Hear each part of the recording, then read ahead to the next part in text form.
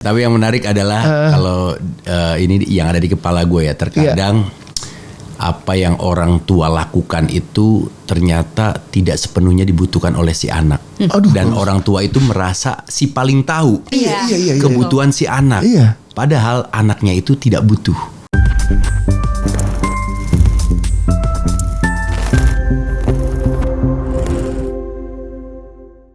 Assalamualaikum warahmatullahi wabarakatuh. Apa kabar teman-teman yang sedang menyaksikan Bersinema setelah break di Lebaran kemarin ya. Kita nih episode setelah Lebaran kembali lagi untuk syutingnya.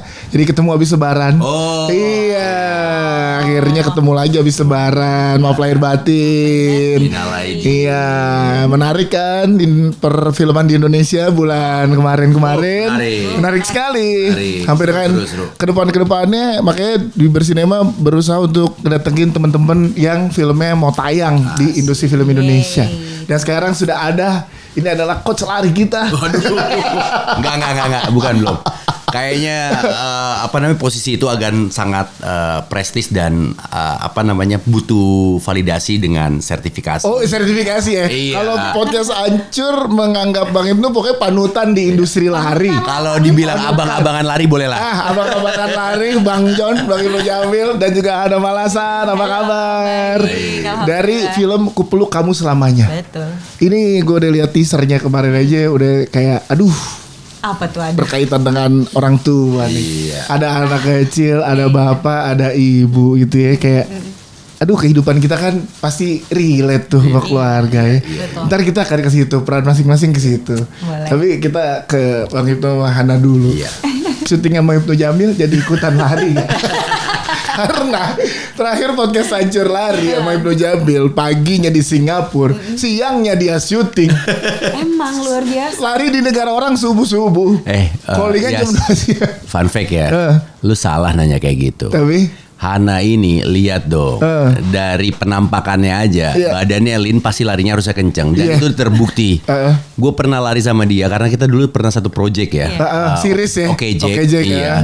Kita tuh sama case yang lain ikutan CFD. Ternyata larinya enak banget dan enteng banget. Form larinya bagus. Berarti emang udah lari dulu dari dulu. Atlet. Yang ngomong dari seorang Bang John, terharu sih ini. Berarti emang dari dulu udah suka lari juga ya? Sebenarnya kan karena dulu kan softball, aku kan atlet softball. Oke, atlet itu udah patokannya udah di atlet. Terus berhenti tuh kayaknya rasanya badan aneh gitu. Terus apa ya harus dilariin kemana?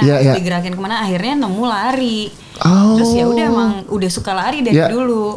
Berarti dari belum hit sekarang kan tuh. Oke Jack tuh tahun berapa tuh? Waktu itu Oke Jack 2015, 16, 17an sekitar segitu. Pace-nya udah 4. Bahaya. Pace-nya udah 4. Pace 4 tapi cuman 100 meter. Hana, Atika Hasiolan lari. Terus siapa lagi ya? Yang gue tahu ya. Faradina Mufti juga lari waktu itu ya. Waktu itu rame-rame kita lari. Tapi emang yang paling konsisten adalah Ibnu Jamil sampai sekarang. Hebat banget. Konsisten atau kurang kerjaan itu dia. Enggak, ini masa dulu sebelum syuting dia lari dari rumah. Dari rumah ke tempat syuting, habis itu syuting. Tapi badannya tuh kayak nggak ada capek, nggak ada apa. Padahal tuh kayak long distance mungkin 15 kiloan kan. Wow, tapi dia kayak ya udah fresh aja. Tapi emang panutan sih. Waktu pas di Singapura gitu kan, kemarin gue Virgin Half Marathon di Singapura. Ya, tapi berapa hari medalinya dipakai? Dia itu 4 hari nggak dipakai. Itu dia. Di bandara. Gala premier tadi aku mau pakai MC. Iya. Jadi. Lu ini Virgin HM kata Bang Ibnu. Iya, gue juga dulu Virgin di di Singapura. FM. Berapa tahun lalu?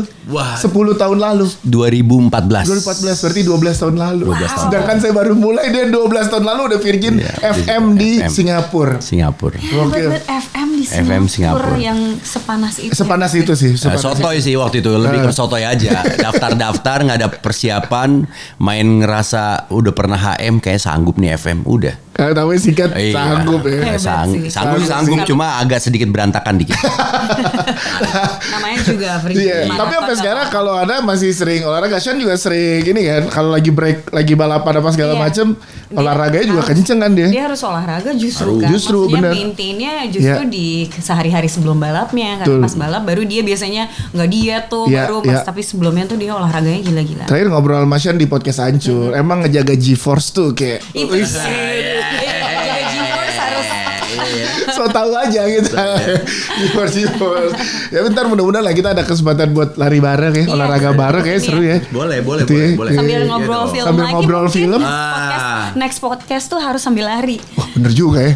Walaupun jadi kan siapa tahu di sini kan fansnya banyak. Kita bikin komunitas sinema sineas atau sinema atau siapapun allcast juga bisa. Bener juga ya. Seru kan ide bagus. Sinemaran. Kan Aco Tendro waktu itu bikin sinepadel. Iya.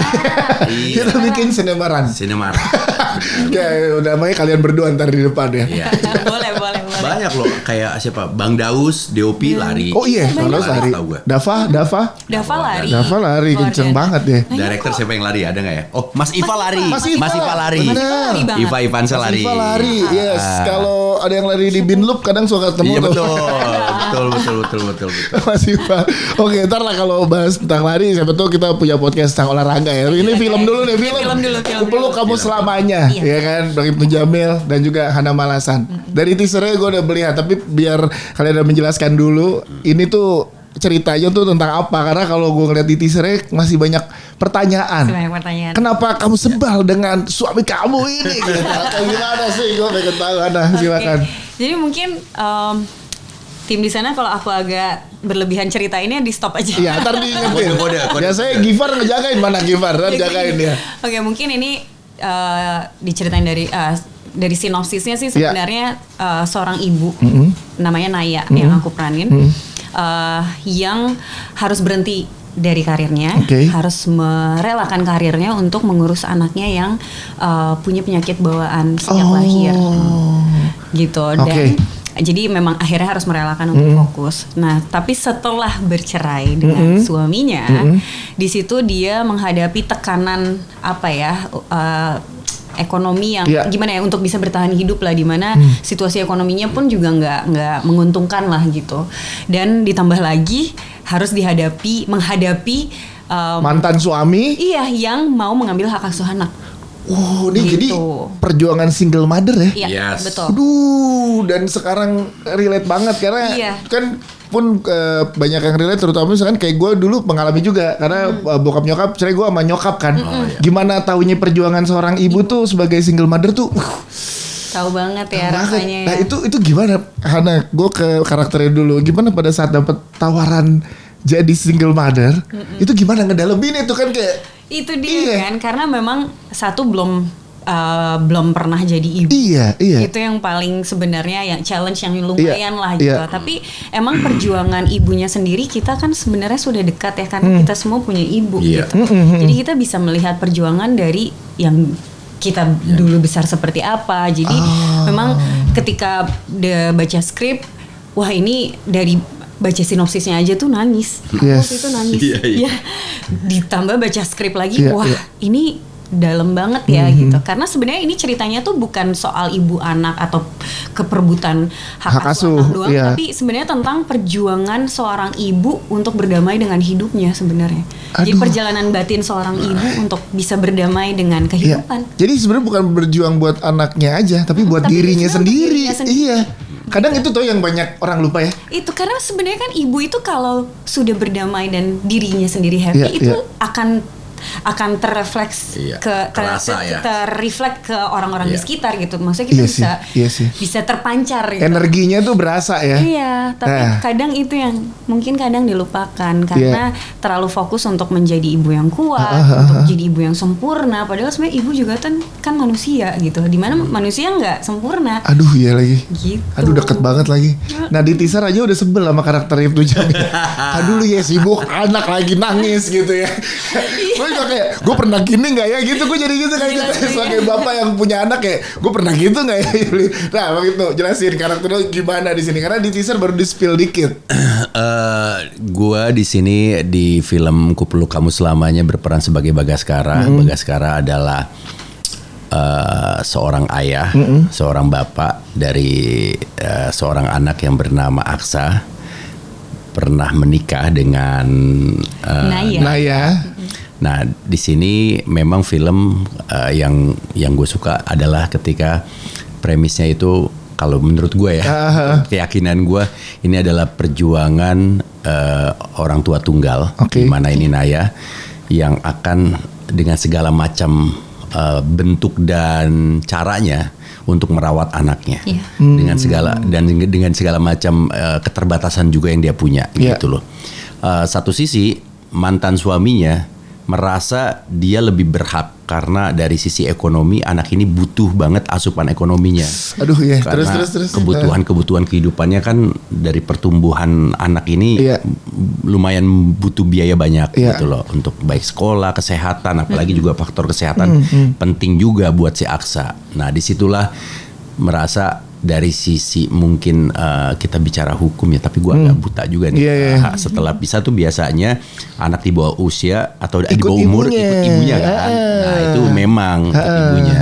Tapi kayak ngerasa kesehatan Aksa dan pendidikan Aksa dan kehidupan Aksa lebih layak kayaknya sama gua. Karena secara ekonomi itu mantan suaminya nih lebih mampu. Itu dia. Ini dekat banget gak sih dengan apa yang banyak terjadi banyak terjadi. Ya kan itu sering tuh di sosial media dan lain-lain tuh banyak terjadi tuh cerita kayak gitu kan. Itu pergulatannya mantap sih. Ya, tapi gue pengen tau kan Ana kan sebelumnya ada action. Iya kan. Pakai bahasa multi apa? Buka kamus dulu tuh. Gila itu keren sih di translate dulu. Dia di salju Jepang gitu. Salju Jepang. Terus tiba-tiba langsung ke drama yang menyayat dan tadi lu baca sinopsisnya aja sekena itu. Nah, itu gimana menyesuaikan karakternya nih? Iya, tapi kan memang sebenarnya dulu aku start dari drama kan. Awalnya drama dulu kan ada ya. Dari situ di perjalanan akhirnya menemukan rumah baru, action, terus action sampai akhirnya memang di tahun kemarin tuh sempat di 2 tahun sebelumnya sih kangen juga ya main drama. Lalu datanglah tawaran ini gitu. Dan ketika baca iya ya emang ini kayaknya pas banget nih untuk akhirnya balik lagi ke drama gitu karena emang pengen banget. Memang punya tantangan sendiri ya setiap masing-masing genre gitu. Kalau action mungkin memang pastinya masih ada dramanya tapi bukan yang full seperti ini karena memang ini genre-nya khusus drama. Tapi perbedaannya mungkin yang satu kita latihan fisiknya harus lebih gila-gilaan. Kalau yang ini memang latihan emosi mental dan spiritual. Menjaga emosi itu capek makanya capeknya double. Capek pikiran, capek tenaga, capek badan juga loh. Karena memang udah pasti secara kalau pikiran capek udah pasti fisik kan ikut capek. Iya. Jadi ini selesai main Ku Peluk Kamu Selamanya ini emang residunya lumayan cukup lama. Itu kayaknya emang cukup sangat melelahkan sih untuk. Ya, ngobrol sama Bang Itu gimana pada saat nge-build chemistry karena sebelumnya satu project di series sketsa sitcom gitu lah ya. Sitcom. Terus ini baru pertama kali bareng lagi akhirnya di project dan sedrama itu. Nah, gimana kalian ngobrolnya?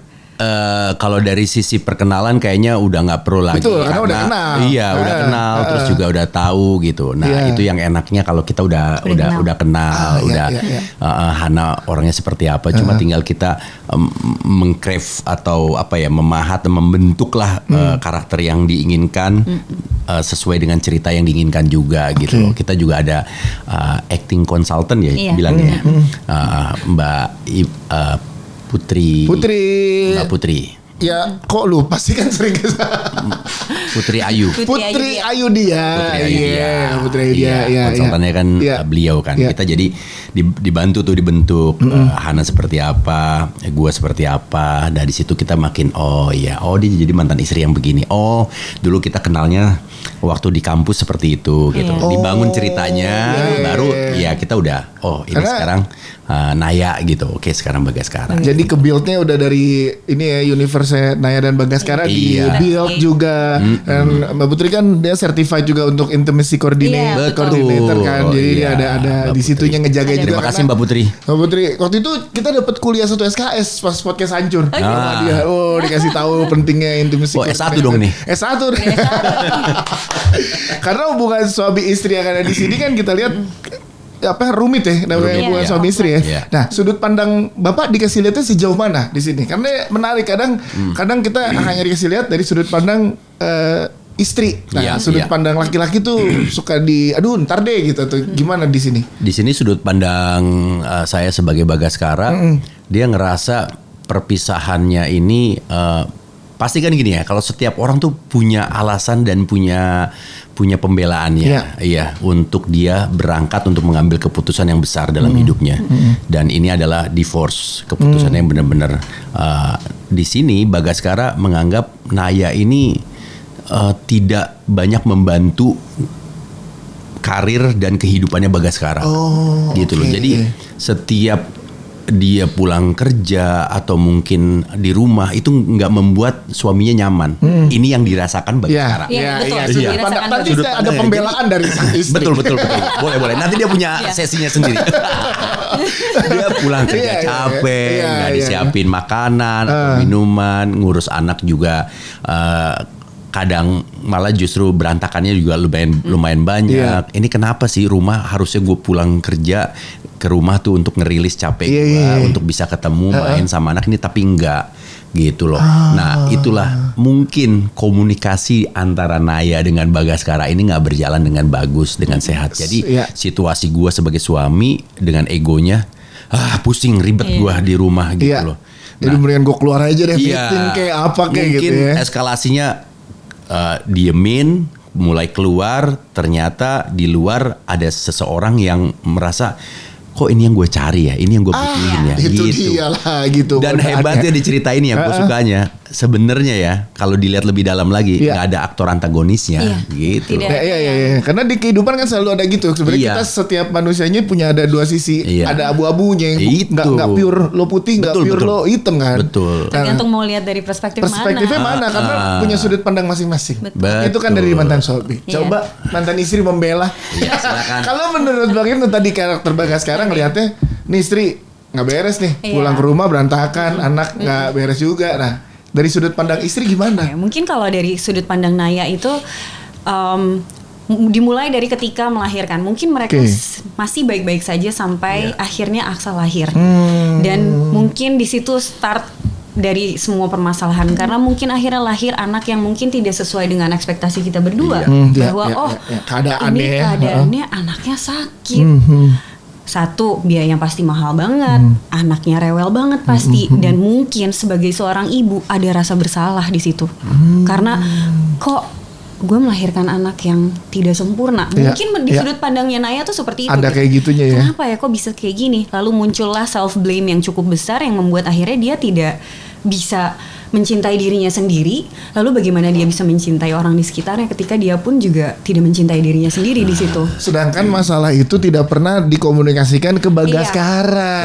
Betul. Jadi Dan Bagaskara hanya melihat ketidaksempurnaan. ketidaksempurnaannya itu. Gitu. Padahal yang dirasakan. Tapi mungkin gue bisa tidak. membela karakter Naya dengan karakter Bagaskara gitu. Iya. Mungkin di kepala mereka saat itu kayaknya tidak semua itu harus dibicarakan. Iya, karena Cukup mungkin dirasakan, cukup kayaknya gue bisa deh cari solusi jalan keluarnya sendiri. Itu kan kebanyakan orang ada loh yang Itu, kayak gitu. asumsinya Iya kan? tuh Kita gitu. ada. Iya. Aduh, gue punya masalah sebenarnya. Iya. Nggak usah Nggak usah ngomong deh. Iya. Berharap keadaan itu mereda dan udahlah baik-baik Betul. aja. Exactly. Betul. Itu yang sering terjadi dan terjadilah di antara. Pernah nggak lo ngalamin? Gue sih pernah. Pernah. Nah, Ya kan, pernah kan? apapun masalahnya pasti Iya. kita kayak ya udah Udah lah ya. deh, udah nggak usah lah, ngomong dulu deh. udahlah. Dikiranya kita itu akan meredam, dikiranya itu kalau diomongin malah jadi tambah besar. Betul. Padahal sebenarnya ketika tidak dibicarakan, itu yang membuat jadi masalah lebih besar dan numpuk kan, dan meledak. Tapi jadi manusiawi sekali ya. Jadi Iya. Tapi seakan-akan jadi yang fun fact-nya adalah kadang masalah itu memang selesai dengan sendirinya bisa. Iya. Iya kan? Jadi kita bisa mengulang lagi metode itu. Tapi Iya. ternyata nggak semua masalah digituin bisa selesai. Jadi setiap masalahnya tuh punya karakternya masing-masing dan cara jalan keluarnya masing-masing. Jadi setiap masalah harusnya di treatmentnya beda. Iya. Iya, nggak harus ya ya gue yakin sih percaya ada yang namanya nasib keberuntungan. Betul. Tapi ada yang memang ini harus dibicarain sih. Kalau enggak ini bakalan lebih besar lagi. Betul. Nah, yang bisa mengukur itu sebenarnya kan Diri kitanya sendiri juga gitu. Dan komunikasinya gimana? Nggak semua selesai dengan lari. Lari lagi. Semua lari gitu. Iya. Jadi deket banget sebenarnya Deket banget. sama Terus masalah-masalahnya. Ditambah lagi ketika baru melahirkan ada hormon. Iya. Dimana mungkin Naya juga mengalami baby blues gitu. Iya. Dan dimana di saat Naya ngerasa aduh dia nggak bisa sendiri, dia butuh support dari suaminya. Tapi suaminya nggak bisa ngasih itu karena mungkin pulang ke rumah pun tidak nyaman. Iya, gitu. Karena Anda tidak bicara sama saya mana tahu. Bukannya kita nggak tahu ya. Bukannya kita nggak mau, tapi nggak kita mau. nggak tahu. Kita nggak tahu. Gue laki-laki langsung. Bagus quote itu. Bukannya kita nggak mau, tapi kita nggak tahu. Nggak tahu. Coba tolong kasih tahu. Coba dibicarakan baik-baik. Itu. Tetapi terkadang karena tidak punya tenaga di situ anak rewel nanti sakit terus belum lagi pergulatan batinnya di situ akhirnya mungkin dia juga nggak punya kapasitasnya untuk bisa membicarakan itu dia hanya minta dimengerti di mana sebenarnya itu juga mungkin jadi titik permasalahannya gitu. Iya sebenarnya hal yang mendasar tapi banyak orang lakukan dan orang rasakan. Betul. Dan jadi titik poin penting jadi sudut pandangnya jadi menarik saat melihat di film ini. Iya. Mungkin ya kita ngerasa baik-baik aja komunikasi. Iya. Tapi setelah nonton ini mungkin ya kayak baik-baik aja nggak ya gitu. Atau kita nggak baik-baik aja tapi ternyata nggak kok kita baik-baik aja. Justru ada dua sudut pandang itu nanti pada saat ada di sini ya. Karena real banget ya. Tapi kan ada tadi yang sempat dibahas Bang Ibnu. Pada saat keluar ada yang menggoda, ada yang kayak pas nih gitu. Kan godaan pria tuh itu dari sisi apanya yang lo ngerasa jadi kayak ini jadi kepenuhannya di sini nih di rumah tak terpenuhi nih. Sebenarnya wanita itu tidak menggoda ya, lebih kepada kepedean dari seorang Bagaskaranya aja nih ngerasa ada yang ruang kosong kok cewek ini ngisi ya. Gitu. Emang laki-laki kan pengennya ngebantu banyak orang gitu. Dan kebetulan memang sini pekerjaan saya membantu sih. Karena Bagaskara ini pekerjaannya lebih ke ini sales mobil. Oh iya bener helpful. Iya dimulai dari menawarkan lalu memaintain hubungan gimana udah dapat mobil yang baru belum ini kita punya keluaran baru loh gini. Oh iya Pak Bagas boleh nggak nanti saya datang ke showroomnya mau lihat-lihat boleh nanti saya setirin. Dari situ tuh karena udah hafal banget tuh Bagaskara kayak apa tuh. Iya. Oke, jadi sebenarnya pun tidak disengaja ya. Tidak disengaja. Ada di luar ini. Tidak ada yang menggoda juga. Nggak ada yang menggoda juga. Makanya tadi tidak ada antagonis di sini, tapi karena keadaan situasi aja. Tapi bahkan perempuan yang di luar pun punya perspektif sendiri. Betul. Kenapa dia terjadi situasi kayak gitu? Betul. Saya hari ini tidak bisa datang. Betul. Oh bisa kita langsung sambut secara virtual ya. Pakai video call. Pakai ini VAR. Itu diperankan oleh Fanny Ghazali. Dan yang menarik juga memang di sini karakternya Fanny ini juga tuh nggak dibuatnya juga sebenarnya manusia aja. Lovable dia sayang juga sama anaknya, sama Aksa. Dan memang pure sayang juga sama Bagaskara. Jadi itu yang konflik yang kita lihat. Oh iya ya, memang ini tuh situasi bukan orangnya yang menyebalkan aja gitu. Sebenarnya situasinya membuat karakter-karakter ini jadi melakukan hal tertentu gitu. Sutradara kan Mbak Prita ya. Mbak Prita kan kalau udah drama kenanya itu lu dalam nih gue tambahin lagi nih lu gue di sini nih gitu kan kena banget gitu. Nah, treatmentnya gimana dari Mbak Prita ke kalian saat dijelaskan karakter-karakter scene by scene gitu, ada yang berkesan nggak gimana? Kalau gue sih paling suka banget dengan treatmentnya Mbak Prita ketika memang butuh emotional moment gitu. Dia sangat respect dan ngasih ruang gede banget buat kita. Mau apapun caranya dia langsung nunggu, mau menunggu gitu dan mau memberikan treatment butuh apa dia akan Karena salah satu treatmentnya dia yang gue tahu di beberapa film dia suka ngasih soundtrack di project film kan. Nah, itu salah satunya juga kemarin. Ini juga dikasih sama dia. Jadi kayak dikasih nih lagunya ini nih. Soundtracknya ini gitu. Dia kalian dengerin biar biar dapat feel-nya dan lain-lain. Kemarin malah di set ya waktu itu ada beberapa scene yang akhirnya di play lagunya karena kan ada beberapa yang nggak ada dialog kan, jadi hanya inner dialogue aja gitu, jadi di play lagunya. Oh iya ya memang, dan lagunya tuh memang pas banget sama ceritanya, jadi enak banget sih. Selain itu juga waktu persiapannya kita ada tuh kan Aksa aslinya Jared belum pernah naik angkot kan. Oke, pemeran Aksa anak di sini adalah Jared Ali ya. Jadi salah satu yang dilakukan adalah kita jalan-jalan tuh naik angkot. Dia belum pernah naik angkot ya Aksa. Belum pernah. Naik bus. Akhirnya supaya dia bisa ngerasain kayak gimana, karena kan emang kita Naya dan Aksa ini jalan kemana-mana naik angkot. Ke pasar malam gitu kan di teasernya kan. Jadi kita ke situ tuh naik angkot, terus naik bus, terus kita ke pasar karena Naya juga emang di pasar kan bekerjanya. Jadi kita kesana dari sebelum syuting. Jadi terus syuting gimana kesannya Jared pada saat diajak pertama kali naik angkot? Lucu banget. Tapi dia tuh memang pintar banget ya, cepet nangkep. Jadi bahkan dia udah hafal juga. Oh iya harganya segini dia udah tahu karena memang udah di brief sebelumnya. Karena dia yang harus nyatet, harus ibu biasanya beli apa aja di pasar, apa yang ibu suka lihat. Jadi itu juga metode yang diberikan Mbak Putri sebenarnya sama Mbak Prita. Untuk si Jared, untuk karakternya. Jared tuh ini teman-teman yang main film Tinggal Meninggal. Yes, yang jadi Omara kecil. Ya, itu wah dahsyat sih. Talent anak-anak ya yang kita ketemu di film-film Indonesia itu bakatnya luar biasa. Fun fact-nya adalah adik kakak jago-jago actingnya. Itu betul. Iya ya. Jared sama Jordan kakaknya ya. Jordan tuh kakaknya Jared kakaknya. Oh wow, iya sih itu gawat ya. Gawat dia tuh. DNA actingnya. Pintar banget. Build kedekatannya kan tadi kalau dari Hana sebagai Naya itu naik angkot ke pasar malam sama Jared. Nah kalau dari Bang itu gimana? Dari sosok ayah? Kalau gue sih treatment yang kan memang ini kita udah ceritanya dimulai kita memang sudah nggak tinggal bareng, pisahkan. Jadi untuk kedekatannya memang kita udah agak ada jarak nih. Malah justru yang gue suka treatmentnya ini adalah kita dipantau selalu untuk menemani proses readingnya sama Mbak Pritanya. Jadi memang scene by scene-nya itu kita bedah dan jadi nanti pas begitu di set kita udah nggak ada ya meminimize pertanyaan-pertanyaan yang nanti akan hadir di set biasanya gitu. Jadi dihabisin semua di workshop kita pada saat reading.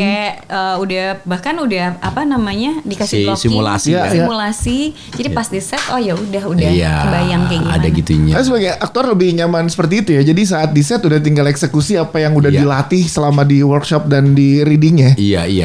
Enak juga sih. Jadi tinggal udah nanti di situ kita respon aja ruangnya ada apa. Kalau mau improv ya udah tinggal respon ruang. Enak sih jadinya. Oh iya karena beda-beda tuh pada saat kita masukkan kadang tapi kayak latihan di ruangan. Oh sama satu lagi Mbak Prita itu sudah sebenarnya ngebuat per karakternya itu didetailin lagi sama dia. Mulai dari bintangnya dia tahu ya, dia kasih zodiak ya. Iya. Petnya ada tuh Mbak Prita tuh. Makasih Mbak Prita, mantap. Prita mantap nih, makasih. Bener dikasih bintang tanggal lahir. Itu jadi kayak oh iya bener sih gitu. Dan kita sebagai aktor tinggal nyari aja bintang ini biasanya karakteristik apa sih? Iya, jadi perkembangannya karakter ini jadi koridornya udah dijagain. Kenapa lu bertindak ini? Karena memang seharusnya begini. Gitu. Wow. Kan biasanya gue pengen tahu juga karena baru teaser sih kita pengen tahu juga kan biasanya hubungan dari suami istri nggak hanya selesai di suami istri tapi ada perihal naik dikit ke orang tua dan mertua. Dibahas juga kan ya karena kan lo kalau katanya kan menikah bukan sama orangnya doang tapi sama keluarganya. Betul. Di sini dibahas juga perihal dari sisi orang tua dan mertuanya ya. Sebenarnya ada banget. Mungkin nanti bisa dijelasin lebih detail tapi kalau kita tarik balik lagi ke cerita sebelumnya gitu kayak yang tidak diceritakan di film justru memang salah satu tekanan yang didapatkan atau ya apa yang membuat karakter Bagaskara seperti itu nanti kita bisa lihat sebenarnya karena memiliki ibu yang seperti itu gitu. Oh, jadi ini ada terkait pola asuh juga ya. Pola asuh parentingnya ada gede banget. Parentingnya ada, sisi psikologisnya ada. Tapi yang menarik adalah kalau ini yang ada di kepala gue ya terkadang apa yang orang tua lakukan itu ternyata tidak sepenuhnya dibutuhkan oleh si anak. Dan orang tua itu merasa si paling tahu kebutuhan si anak. Padahal anaknya itu tidak butuh. Yang dia butuhin maksudnya kayak di sini contoh kasusnya adalah Aksa gitu. Nah, orang tuanya tuh Bagas ngerasa gue yang paling tahu, gue paling bisa untuk ngidupin Aksa dan ngasih kebahagiaan untuk Aksa. Tapi sebenarnya Aksa tuh bahagianya bukan di situ. Kadang kita lupa. Ada lagi. Kita lupa, kita ngerasa si paling tahu. Gue lagi banget belajar itu buat in real life ya. Karena anak-anak masih SD, ada yang SD, ada yang baru mau masuk SD. Gue belajar itu, gue takutnya apa yang dilakukan anak-anak tuh hanya kemauan kita sebagai orang tua. Exactly, makanya. Berarti tepat nih gue nonton ini jadi belajar itu ya. Jadi bisa banget. Jadi nanti kita bisa lihat beberapa scene di mana ada tekanan dari ibunya, terus lalu kayak apakah memang itu yang Bagas sekarang mau, lalu kita bisa melihat pola Bagas itu ke Aksa gitu Aksa. sebenarnya. Apakah emang itu yang Aksa mau juga? Belum tentu juga sebenarnya. Oke, kalau terjadi dari orang tua kita ke kita udah lewat ya udahlah. Tapi jangan sampai kesalahan yang sama kita lakukan ke gue sampai merinding. Gue langsung inget anak gue gitu. Pasti kan ada ya ambisi orang tua kayak awal-awal baru jadi orang tua, gue pengen tuh anak gue pengen jadi ini gitu. Tapi sekarang belajar pola parenting kayaknya emang dia kan punya hidupnya sendiri. Kita tinggal supportnya doang. Betul. Mesti banyak belajar lagi sama Bang John. Wah. Best nih, gak cuma lari nih. Belajarnya nih. Iya, karena terakhir lari sama anaknya aja kencengan anaknya gua. Gue tuh paling seneng kalau ada orang di sekitaran gua terus mulai pertama cuma mungkin ngelihat gue lari atau like. Terus habis itu gue ngelihat dia punya postingan dari Strava-nya atau dari larinya aja gue langsung bisa. Asik deh. Iya. Gue bukan merasa gue paling berjasa, enggak. Cuma gue senang aja gitu loh. Orang udah mulai sadar untuk yuk pola hidup sehat enak banget loh. Iya itu yang terjadi. Makanya kita apalagi di momen-momen sekarang ya kayak olahraga penting. Kenapa? Tadi kaitannya dengan tadi karena sebagai orang tua ternyata banyak lelaki tidak bicara. Iya. Betul. Itu dikasih tahu ya berarti di sini ya. Kenapa? Laki-laki tidak berbicara di rumah tapi berbicara di luar rumah. Iya, misalnya kalau sama temen tongkrongan, temen lari atau dia lari, baru dia ngomong gitu.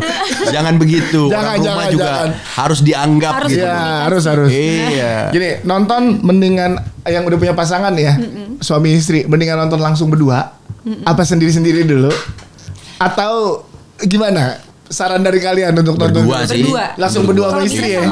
Sama kalau masih ada orang tua bersama orang tua sekalian. Oh iya benar. Iya karena ini memang film keluarga sih sebenarnya ya. Jadi kalau ada istri abis dari situ kan bisa jadi diskusi. Iya betul. Diskusi yang menarik juga. Kita nggak berharap terlalu banyak ini akan menjadi sebuah tuntunan atau mungkin akan mengubah ini orang banyak enggak. Yang kalau kita di sini mungkin gue lebih semoga bisa menjadi hiburan. Intinya bisa menjadi pegangan lah suatu saat gitu loh. Dan jadi bahan diskusi itu jadi penting banget sih. Saat jadi bahan diskusi pun lo yang masih pacaran misalkan, kan ada jenjang yang lebih serius yang pengen dicapai. Nah itu jadi pelajaran. Betul. Kita ntar gimana nih baiknya diomongin di awal. Jangankan yang udah nikah, yang belum nikah aja menurut gue lo harus nonton. Bener. Iya. Dan juga single mom and single dad. Betul. Jadi banyak nih yang kadang ngerasanya ya. Karena banyak tuh kayak di podcast Hancur banyak yang curhat pendengar kita single mom atau single dad yang ngerasa tidak punya support system di hidupnya. Itu krusial banget tuh. Krusial banget. Iya, krusial terus riskan dengan apa yang ada di lingkungan gitu. Iya, dan ketika dia berada di sebuah lingkungan itu juga bisa menentukan pola selanjutnya. Dia akan karena kan lagi diambang yang kemana nih? Salah tempat dikit bahaya. Iya, apakah terus maintain tadi yang mau beli mobil? Atau berada di circle olahraga anak-anak olahraga itu bagus tuh. Iya, tiap weekend ada race. Iya, pelariannya bagus gitu. Pelariannya bagus. Itu tuh bisa dapat banyak pelajaran dari situ ya. Apa sih kesulitan syuting sama anak-anak? Kan Aksa Jared tuh umur berapa ya? 9, 8? Sekarang udah 10 udah 10 ya? Kalau nggak berarti salah. Pas syuting kurang lebih 9-10 tahun juga ya? Nah apa kesulitannya atau emang jadi lebih justru malah jadi happy karena Jarednya sebagai aktor udah sangat mengerti Iya, justru memang Jared ini tuh profesional banget. Gak ngerti anak kecil yang memang dia bahkan ada satu momen gak akan lupa, dia ketiduran capek. Aksa yuk, dia langsung ayo gitu. Dia bukan yang susah dibangunin. Luar biasa ya. Kadang malah jadi aku yang kasihan karena kamu kasihan gak apa-apa nih, kamu lagi capek gitu. loh. Jadi ini Aksa ini atau Jared ya. Jared itu adalah anak yang sangat empatinya sangat tinggi. Jadi tidak sulit kita bermain dengan dia. Karena ada satu momen dia sering banget justru dia yang nanya kayak ibu nggak apa-apa, ibu gimana gitu. Jadi kok manis banget. Jadi gampang banget nge-build. Bahkan ada satu scene, inget nggak ya? Kita mungkin nggak bisa ceritain detail, tapi memang scene yang cukup berat banget. Lalu di situ semuanya intinya semuanya berat. Dan dia tiba-tiba selesai, kita udah selesai keluar, dia keluar meluk aku. Ibu, dan nangis dia. Wow, dia bisa merasakan segitunya ya. Iya, aku merinding ceritainnya. Maksudnya sebenarnya modal utama dari seorang aktor. Jadi bisa dilihat dari situ memang mudah sekali bermain dengan Jared dan nge-build chemistry-nya juga sama sekali nggak susah karena dia sangat terbuka, dia juga bisa tanpa harus ngomong tuh kayaknya memang dia sangat empatinya sangat tinggi. Iya, empatinya tinggi, terus dia into sama apa yang dilakukannya. Yang hebatnya dari Jared dia tuh punya jiwa fleksibilitasnya bagus banget. Jadi dia bisa ngikut, bisa ngeblend dengan cepat, terus juga nggak perlu yang terlalu mau permen ya atau mau apa enggak tuh ya, enggak mood dia yang udah anak kecil tuh enggak ada, malah udah dia profesional banget lah John, udah tahu dia kalau nih gue tuh aktor gitu ya. Itu gawat sih kayak gitu tuh menarik kayak sih. waktu Liverpool ngambil Michael Owen lah dari York, tiba-tiba ada di sini, gila, tiba-tiba bagus gitu, kurang lebih gitu ya. Kan kalau ngomong bola nih panjang lagi nih, kalau bola kita nih harus kan podcast aja, kita mau undang Bang itu buat lari sama buat bola antar kita. Ini best itu best. Semua sekarang tiap weekend ada race, ada info jamu. Dan dia gokil apa? Pelari SOW kalau saya. Pelari SOW. Jadi ada SOW-nya. Ada SOW. Jadi ini akan ada siapa lagi selain kalian bertiga? Bang Ibnu, Hana, ada Fani Gasani, ada Jared Ali, ada Nisi Merdad. Oke. Dia memerankan. Nah, dia adalah karakter menarik nih yang menjadi support sistemnya Naya. Terus ada siapa lagi? Ada Ibu Foni. Bu Foni Anggreni. Ya. Yurika. Oke. Yurika ada. Terus jadi ibunya Bagaskara. Oke. Terus ada siapa lagi? Mario Irwinsyah. Iya, ada Mario Irwinsyah. Ini setelah juga sekian lama. Mario Irwinsyah ini juga menjadi satu karakter yang sangat penting tapi tidak bisa di-spill juga. Nggak boleh diungkap dulu ya. Sampai tahu dia jadi Aksa dewasa. Itu dia siapa tahu. Tapi nggak, di sini bisa sih kita cerita dikit karena Mario Irwinsyah ini berperan sebagai dokter.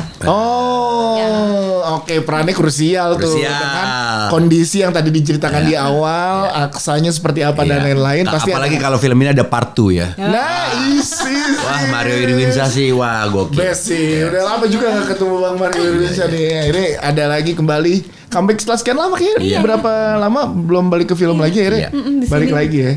Tayang di seluruh bioskop Indonesia mulai 30 April. 30 April. Ini kayak pas kenapa ya buat gue anniversary tanggal nikah gue. Wah. Oh ya, 30 April. Wajib nonton. Wajib sih. Kayaknya bukan wajib nonton. Dia memang udah pasti. Iya, gala premiernya sih. Tapi biasanya tanggal 30 tayang. 30 tayang. Gue biasanya selalu ajak istri di day one pertama film tayang. Jadi gue MC tuh gak pernah bawa pasangan kan karena lagi kerja. Benar. Ntar kita nonton kalau filmnya oke nih, cocok buat kita nih, buat usia nih, sama bisa dibawa gitu ya. Kita nonton hari pertama, support film Indonesia. Day one. Luar biasa. Ih, bener lagi pas anniversary ya? Iya, 10 tahun. 10 tahun, kongres. Jadi kayak momen nonton ini jadi ajang kan biasanya kalau 5, 10 tuh nge-restart lagi ya, nge-restart dalam artian kayak pola komunikasinya kita build ulang lagi kayak gitu-gitu tuh. Nih momen-momen tahun ini emang pas film ini. Peluk kamu selama, gue takut dipeluk sama istri gue selama. Pede banget gue kayak Bagaskara. Terima kasih sekali lagi. Terima kasih Udah banyak. di sini Udah mulai 30 ngobrol-ngobrol. April. Jadi kalian yang ngingetin lagi deh sekali lagi ke teman-teman buat nonton. Oke, jangan lupa untuk nonton film Ku Peluk Kamu Selamanya. mulai tanggal 30 April di bioskop kesayangan kalian. Ajak teman-teman, ajak pasangan, ajak si anak-anak juga boleh. Boleh, Ajak. Pokoknya semuanya seramai tidak. mungkin. Karena semua umur ya, semua umur untuk Umur ya, tayangannya. iya umur. sih. Mudah-mudahan bisa di semua umur 13 ya. deh. 13. 13. Ya, anaknya 12 Iya. tengah Ya, dikit ada. ajak lah. Boleh. Terima kasih sekali lagi. Thank you. Thank you. Ngobrol-ngobrol. Hana, terima kasih Hana. Nanti main-main juga ke podcast Sancir kita. Oh, boleh dong. Lagi. Let's go. Kita Olahraga tergantung bareng. undangan ya Han. Kita tungguin. Iya, Bang itu ikut lari Atau bareng aja. podcast larinya jadi mungkin nanti. Oh jadi, iya kan sambil lari heart rate meledak aja. Gimana tadi? Thank you sekali lagi. Siap. Oke, sampai ketemu di episode berikutnya. Dadah.